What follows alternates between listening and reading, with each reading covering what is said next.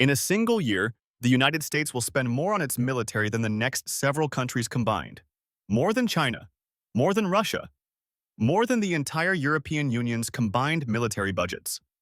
In 2024, U.S. defense spending officially crossed $850 billion. But that number is deceptive because when you count everything connected to the military, veterans care, nuclear weapons programs, intelligence agencies, and interest on war debt, total military-related spending quietly exceeds $1 trillion every year. To put that in perspective, that's more than the entire GDP of Switzerland. More than what the U.S. spends on education and transportation combined. It's equivalent to the economic output of the world's 17th largest economy. Every year. That's not just a budget line, it's an economic force large enough to shape entire industries, sustain millions of jobs, influence global trade routes, determine which technologies get developed, and affect America's long-term economic trajectory. And yet, despite its size, defense spending is rarely questioned in the same way other government spending is. When politicians propose spending on infrastructure, healthcare, or education, they face immediate scrutiny. How will you pay for it? What's the return on investment? Can we afford this? But defense spending? It passes through Congress with bipartisan support, year after year, often increasing beyond what the Pentagon even requested. In 2023, Congress added $45 billion more than the military asked for. So today, we're asking a question that most people never stop to consider. Is the U.S. defense budget an economic engine or a long-term economic burden? Does it create prosperity or does it merely redistribute it? And most importantly, what could America look like if even a fraction of that spending were redirected? Before we go further, we need to understand what's actually being counted. The official Department of Defense budget is $850 billion, but that's just the beginning. The real military budget is hidden across multiple government departments, creating what experts call the national security budget. Here's what doesn't show up in the Pentagon's headline number. The Department of Energy spends approximately $28 billion per year on nuclear weapons. This includes maintaining the nuclear arsenal, developing new warheads, cleaning up contamination from Cold War weapons production, securing nuclear materials globally. The Department of Veterans Affairs operates on a budget exceeding $300 billion. This covers healthcare for 9 million veterans, disability compensation, education benefits through the GI Bill, housing assistance, mental health services for PTSD and traumatic brain injuries. The intelligence community costs roughly $90 billion annually. This funds 17 separate agencies including the CIA, NSA, National Reconnaissance Office, Defense Intelligence Agency, and portions of the FBI Homeland Security's military-related functions add another $50 billion, including Coast Guard operations, border militarization, counterterrorism programs, and then there's the interest on war debt. The Congressional Budget Office estimates that interest payments on money borrowed to fund the wars in Iraq and Afghanistan will exceed $600 billion by 2030. Every year, the U.S. pays interest on wars that officially ended more than a decade ago.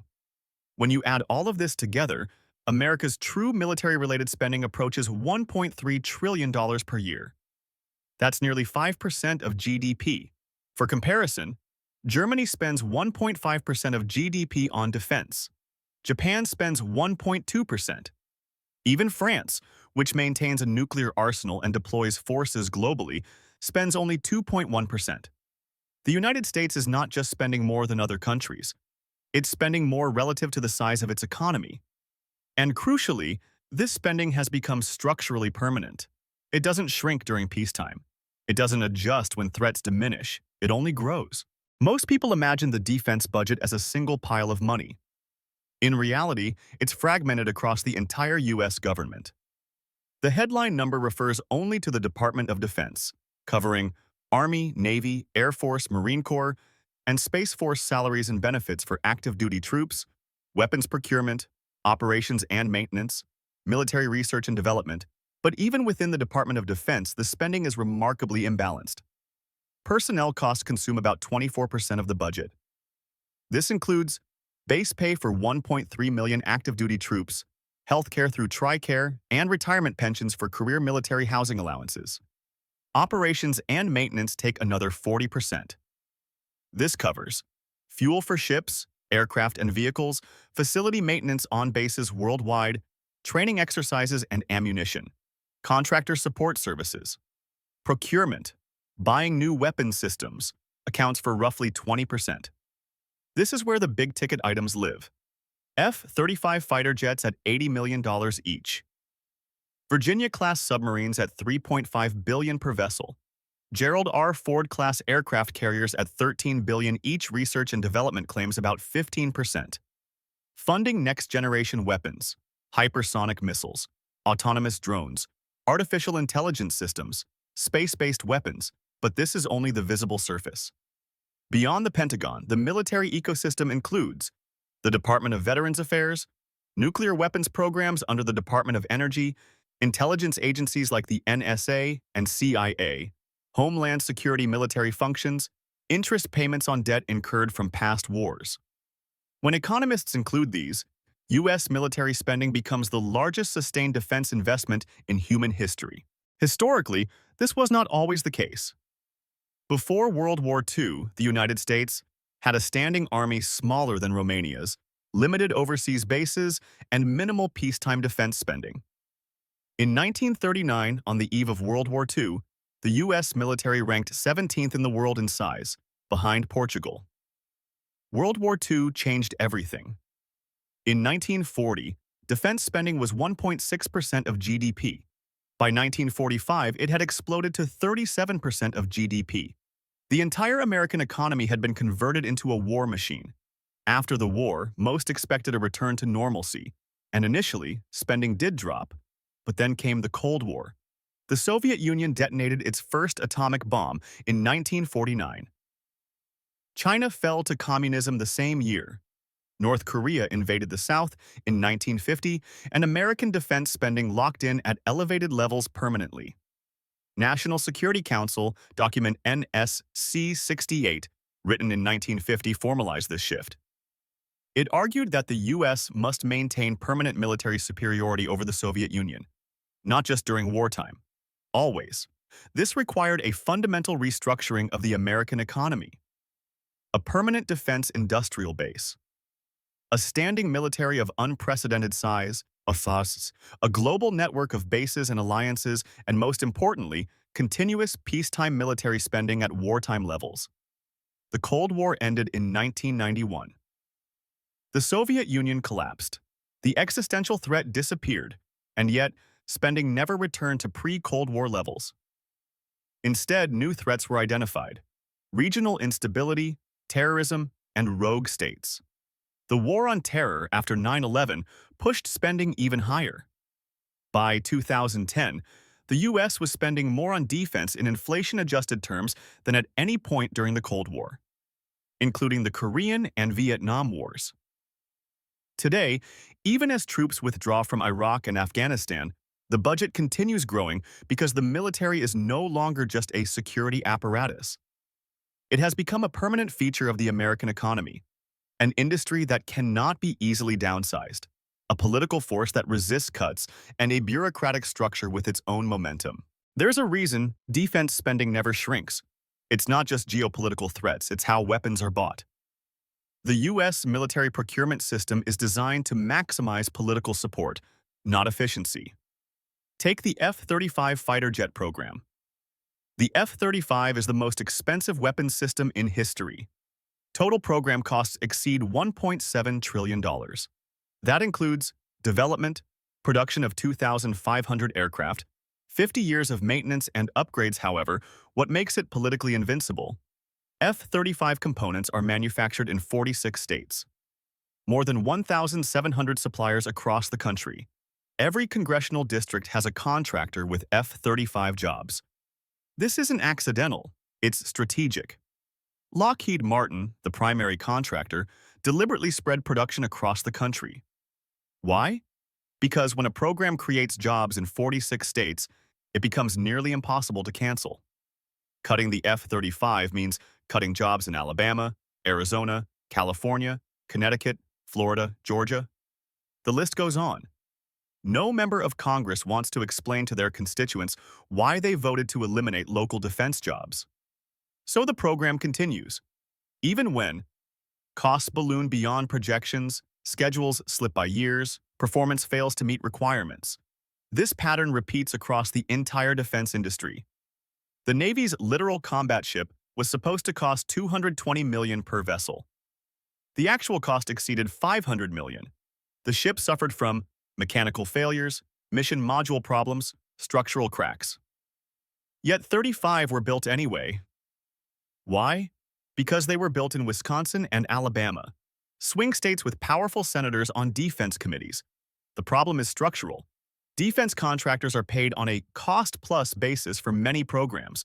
This means the more the project costs, the more profit the contractor makes.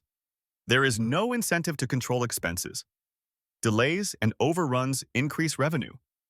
Compare this to commercial aviation. When Boeing develops a new passenger aircraft, it bears the financial risk. If costs spiral, Boeing loses money. If the plane doesn't sell, Boeing suffers. But when Lockheed develops a military aircraft, cost overruns are passed to taxpayers. If the program is delayed, Lockheed gets paid for more years of development. If the plane underperforms, the Pentagon still buys it because the program is too big to fail. This creates a system where inefficiency is rewarded, accountability is minimal, cancellation is politically impossible, and spending only flows in one direction: up. One of the strongest arguments in favor of defense spending is simple: jobs. The U.S. military is one of the largest employers on Earth. Defense spending directly supports over 1.3 million active-duty personnel, hundreds of thousands of civilian Pentagon employees, millions of private sector workers through contractors and suppliers. In total, more than 5 million American jobs depend on defense spending. These jobs are often technically advanced, highly specialized, and well-paid. Entire cities and regions revolve around military bases, shipyards, aerospace plants, weapons research facilities, and regional economic impact. Consider San Diego, California. Home to Naval Base San Diego. The largest naval base on the West Coast, Marine Corps Air Station Miramar, Naval Air Station North Island. Combined, these installations support over 300,000 jobs. Nearly one-third of San Diego's economy depends on military spending.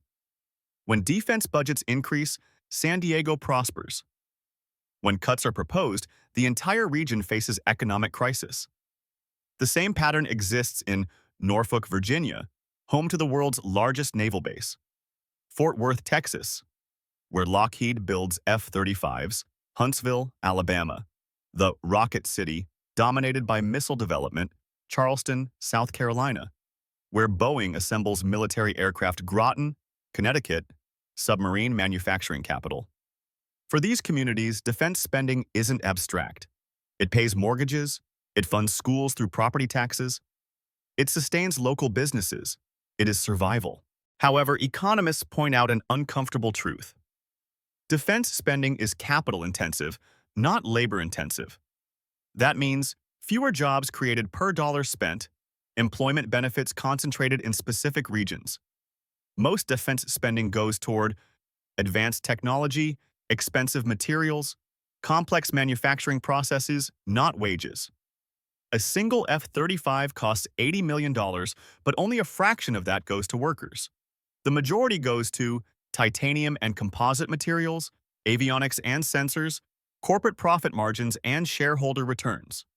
Studies consistently show that spending on infrastructure creates 40% more jobs per dollar. Education creates 50% more jobs per dollar. Healthcare creates 60% more jobs per dollar.